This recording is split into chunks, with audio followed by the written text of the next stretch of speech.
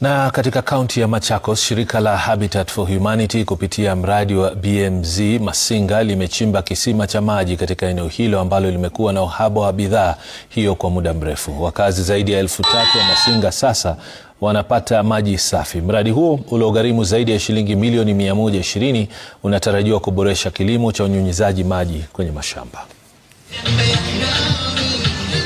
Maji kama haya maji yatatusaidia sana kama shule.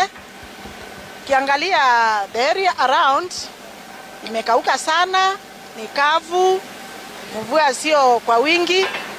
Kwa hivyo haya maji yatatusaidia hapa shuleni. Tutakuwa na wakati mzuri wa kupanda miti.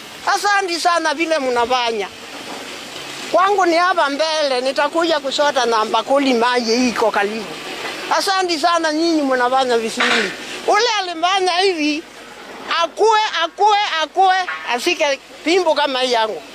Tuna target households 3,325 na tukikamilisha hii mradi tunanuia kufikia watu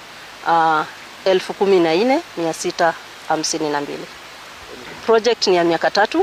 Tulianza 2025 November na tutamaliza 2028 November.